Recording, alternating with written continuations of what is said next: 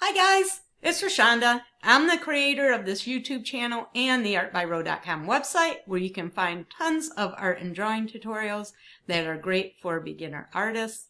In today's video, we are going to be drawing a cute, fun little palm tree, kind of a cartoon style. I'm using markers today. Of course, you can use whatever you want. I hope you'll follow along and do your own drawing and maybe come up with some ideas of your own unique original art as well. So let's go ahead and go on over to the art studio and get started on some palm trees. All right, let's draw a palm tree. Like with anything in art, there's tons and tons of different ways to draw them. I'm going to show you one way, hopefully inspire you to make your own, and even better to change it up and try some different things with it. So let's go ahead and get our basic guides down here. So this is going to be the trunk part of it. I want to have a little bend to it. It's going to come up here, and then the leaves are going to come down here, and these are going to be our guides. So get everything laid out. I'm not worrying too much if it goes off the edge of the paper. I am using an artist trading card today. I typically will do my drawings on artist trading cards.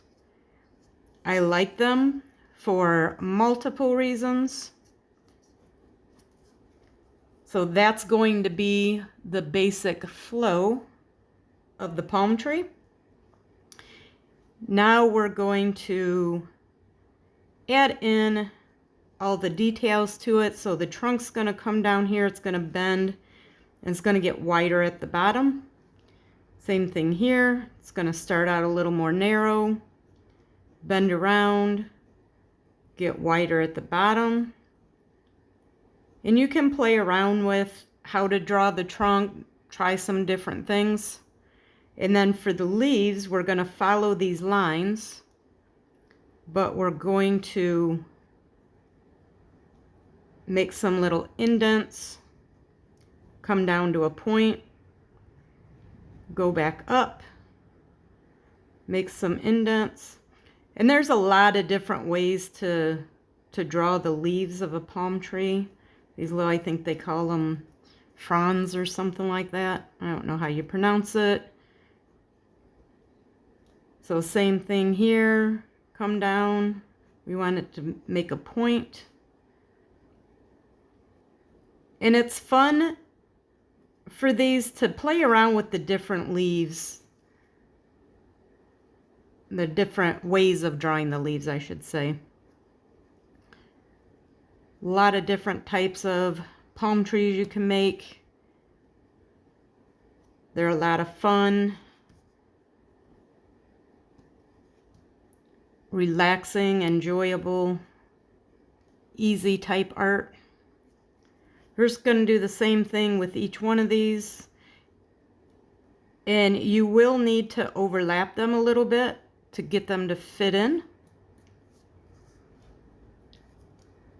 So overlap them however you see fit. You can play around with, I'm making these kind of blocky. You can change how you're doing the leaves. You could make them less indented if you want. And then this one, I think we're just gonna tuck it in there. Bring that one around that way. And then if you want, you could put some coconuts in here. Again, however you see fit with that. And then another thing I like to do sometimes for the trunk is to add a little texture to it. So that one would come up, and then this one would go underneath it, so they're kind of overlapped. And you can use an eraser to clean this up as you go. if you want to. I usually do it after I add an outline in. These little click erasers work nice, especially for smaller drawings. They make different sizes. I have one that's really tiny.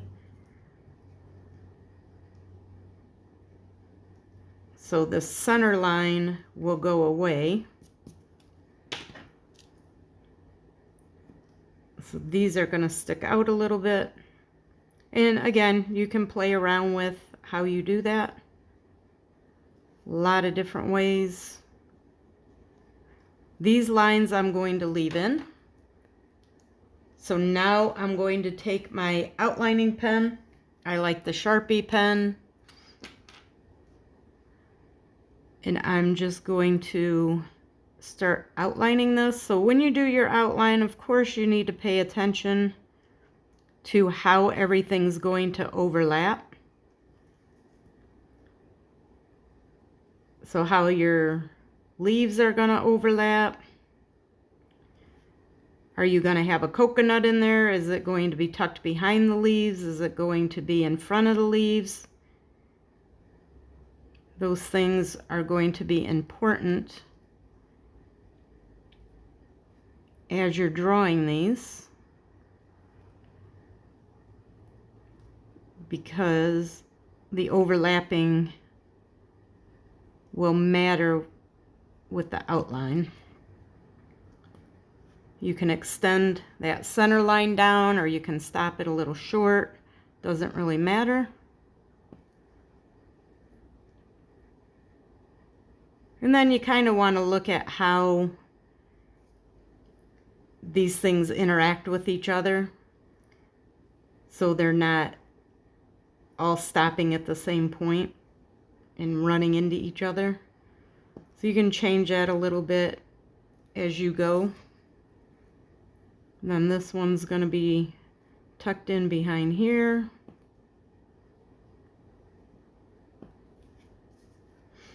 And then all we need to do is the trunk part. And you could add some little seagrass down there if you wanted to, instead of having it just end right here.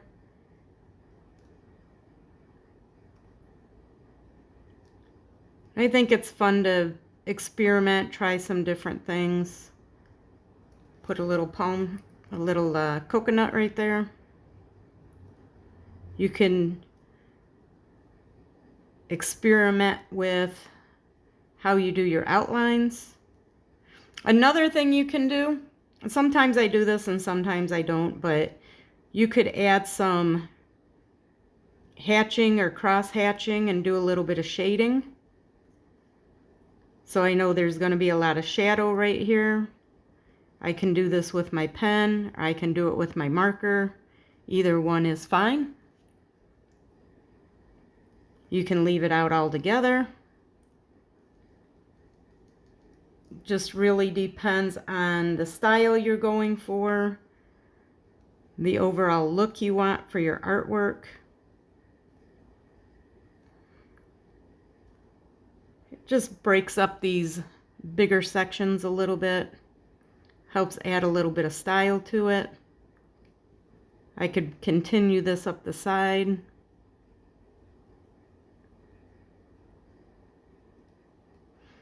And then you could also texture the leaves if you want. Again, a lot of different ways you can do it. I'm showing you one way. Like I said, my hopes is that you will be inspired by what I'm drawing, and then find ways to make it your own, change it up a little bit. So I'm just going to take this block eraser, erase all of the pencil lines. Whoops, drop things on the floor. Okay, so now I'm using markers today. You could use whatever you want. You could leave it black and white. You could just do pencil. You could shade it with pencil. Again, a lot of different ways you can do this. Another thing you can do is play around with the outline and do thin and thick lines with your outlines. Sometimes it looks better to put a nice bold outline around the edge. Again, lots of different ways to do it.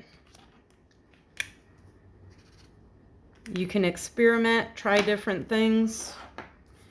So what I did was, on a scrap piece of paper, I tested out my colors I want to use to see which are going to blend in together. These are all alcohol-based markers. You need to work while they're wet if you want to have a smoother transition with your colors. You can also just do solid color if you want. I like adding some extra colors in to give it a little bit of variation, creates a little bit of depth. But again, that's optional. It's up to you what your style is, how you want your finished art to look. If you want them to be a little bit smoother transition, then you're going to need to work while the markers are still wet. And you're also going to need a lot of different markers to get that smooth transition. So the way I work with mine is I will take my lightest color and fill in a section with the lightest color first. And then I'll use the next lightest and fill that in where I want that color. And then I'll go back with the lighter color where the two transition together. So if I have a third one, then I'll do that. And then I'll go to that next lighter color and just blend that in a little bit. You can use colorless blenders that will usually come with sets of markers. I typically will not use the colorless blender. It tends to lift too much of the pigment off because it's just straight alcohol, I'm assuming, is what's in it. One thing I use the colorless blender for, though, is if you go outside the line, you can actually use it like an eraser and pull that pigment out. It won't get rid of it altogether, but it will lighten it up enough that it's a lot less noticeable, which is nice. So I'm just going to keep working on this. Doing the same thing. As you can see, I'm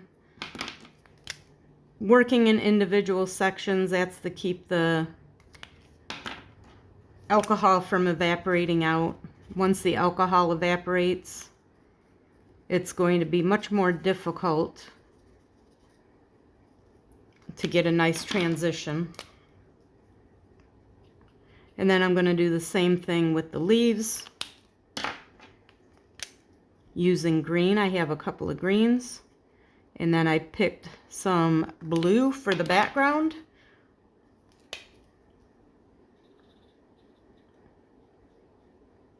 And then I will add some white highlights, which is optional. I like adding the white highlights. It breaks up the color a little bit. So now I'm going to switch to my greens. And as you can see, I'm using different markers. I like to try different brands of markers to see how they are. There's a lot of things that go into choosing your markers. So one is how they look. A big one is going to be the cost, because if you want to have these nice transitions with your markers, you have to have a lot of different colors, and obviously that can add up. So I've tried different markers over the years. A lot of people I know really love the Copic markers. For me and what I do, they're just too expensive. I don't see the benefit to using them.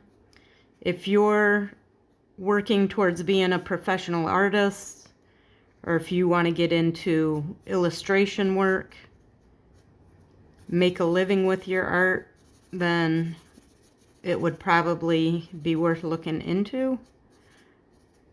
But for me, it wouldn't be worth the cost investment for what I do. I consider myself a hobby artist. I do this just for my own enjoyment. I share the videos because I miss teaching art. I left the art room about 10-12 years ago now, and I really miss teaching art, so I started doing it online just because I do enjoy all the interactions I have with people. I love getting emails and messages from people saying that my tutorials help them and inspire them to start creating art or to get back into it. Or the best ones are people who are using art to help with depression or to get over a difficult time in their life. So I really enjoy sharing my lessons with people and trying to encourage everyone and inspire and motivate people to work on their own artwork. I love hearing everybody's story about their art journey. If you have a story you want to share, I would love to read it. It'd be awesome if you could share that in the comments for other people to see and get inspired and motivated by. A little bit about my story. After I got divorced and I had 3 kids that I was raising on my own and supporting on my own, that was when I left the art room because it just didn't pay enough to support a family of 4 on a single income. So I left the art room and went into the automotive industry. And if any of you are familiar with that, it comes with a lot of hours. Like I was literally working 80 to 90 hours a week. I didn't have time. I had just gone through a divorce, taking care of 3 kids on my own and getting them to all their sporting events and practices and games, and I had given up on the idea of creating art. I think I took about a 6-year break, and then a friend of mine from work kind of challenged me on not doing my artwork, and I told him I didn't have time. He basically threw the BS card on me and said if it was important, I would find time.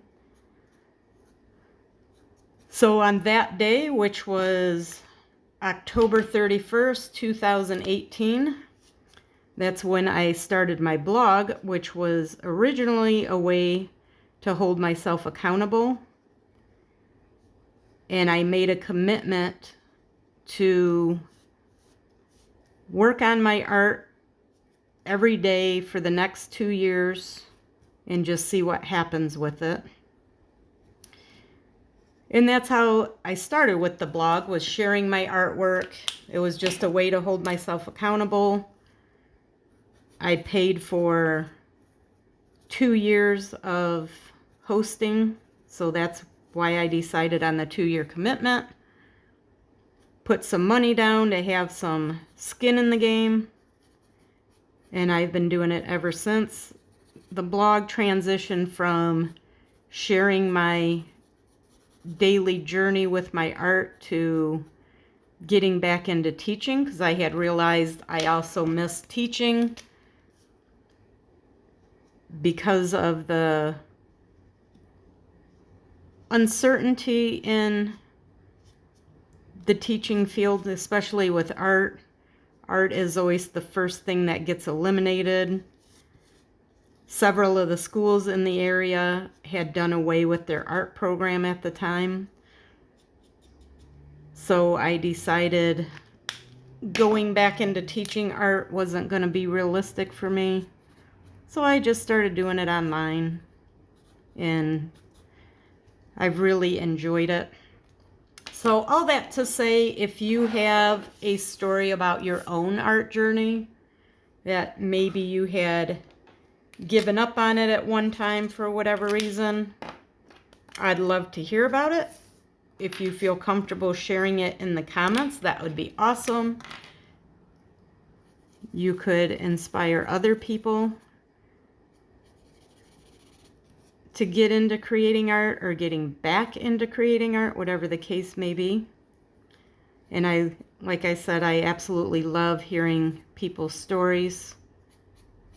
I get a lot of emails from mostly women who are in their 60s and 70s, and they've recently retired, and they've always wanted to try creating art, and now that they're retired and they have time, they're going through that journey, just starting out brand new.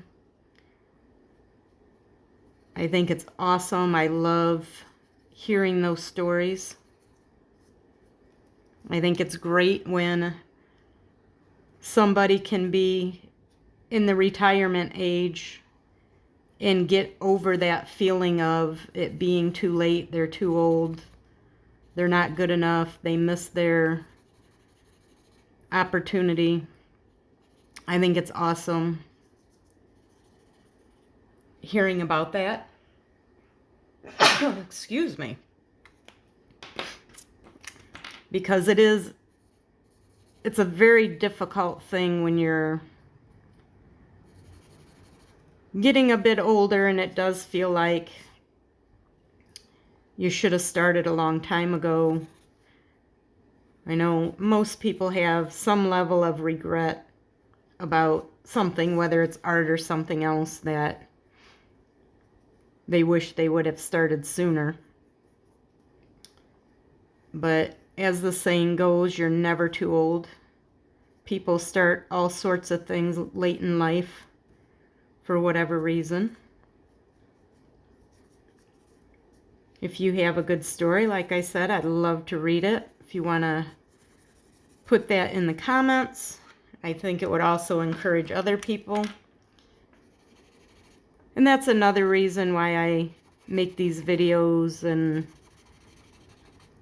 I have a Facebook group. You can get the information for that. There's a link to the Facebook group in the description box.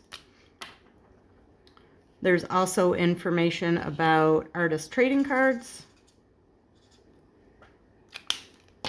This one's gonna go down. You can learn about artist trading cards. Most of my videos, I do my art on artist trading cards. And there are many, many, many benefits. The biggest one, I think, is probably that it saves time. They're 2.5 by 3.5 inches. They are intended for trading, but what I do with mine a lot of times is I just put them in a binder. You can get little binder sleeves. I put them in there and they make a little miniature portfolio. I can go back and look at them, and then eventually I do trade, but obviously you don't have to. Nobody's gonna force you to trade your cards. This marker's about out. I don't have much left. One thing you'll find with your markers is that once they start drying out, they won't blend anymore. They don't have enough alcohol in them to blend together.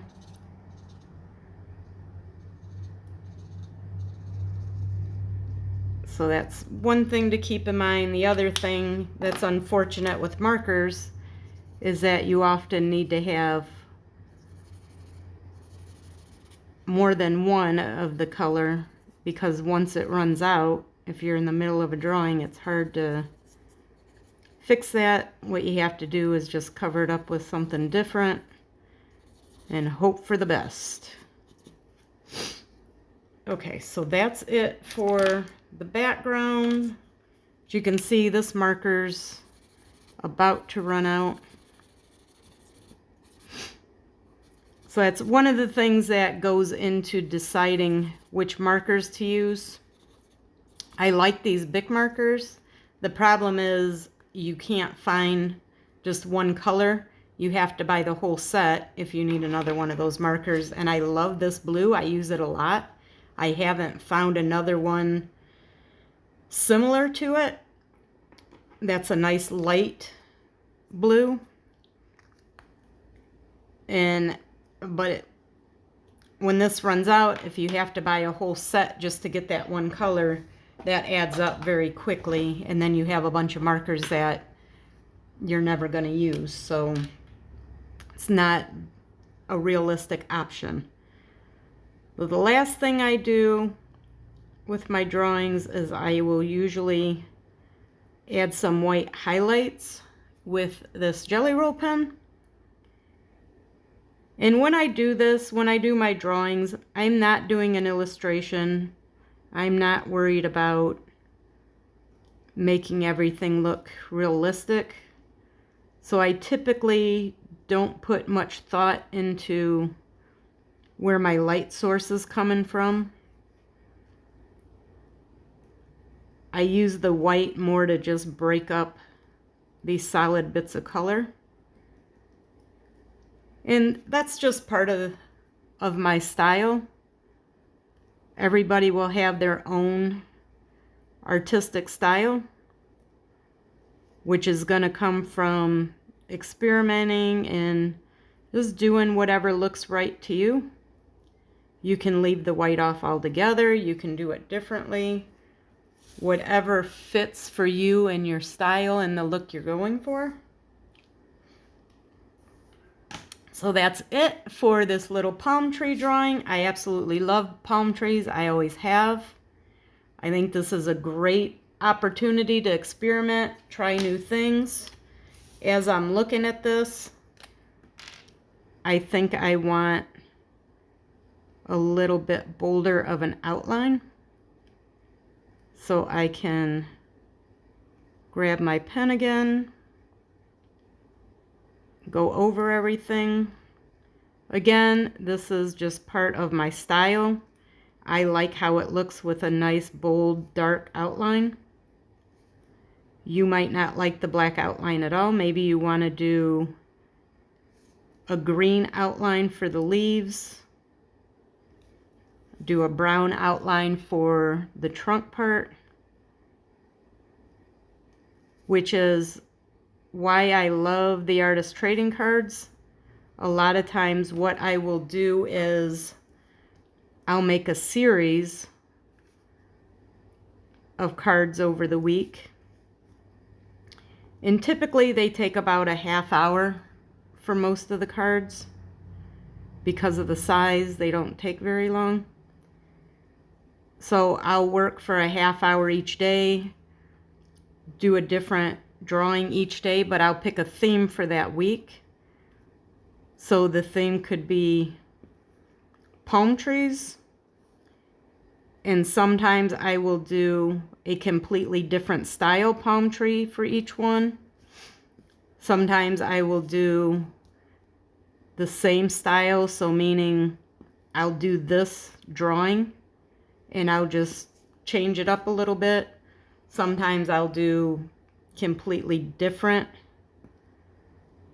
style palm trees, so I might do some silhouettes, I might do some more like a feathered look to the leaves.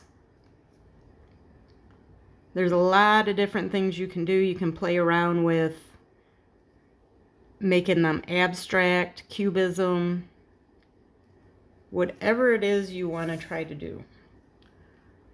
So now I'm going to call this one done. I like it better with the darker outline, a little bit bolder outline.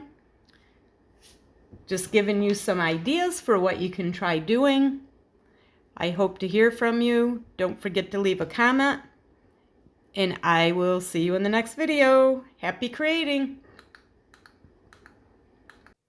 That is it for today's palm tree tutorial. I hope you enjoyed this video. If you did, please hit that like button and subscribe if you want to get notified for future videos. And don't forget to check out that description box before you leave. There's a link in there to our free guide on artist trading cards, as well as a link to our Facebook group, which has a lot of fun things that we do in there and some really great members. Hopefully you'll join us in the Facebook group, and I will see you in the next video. Bye!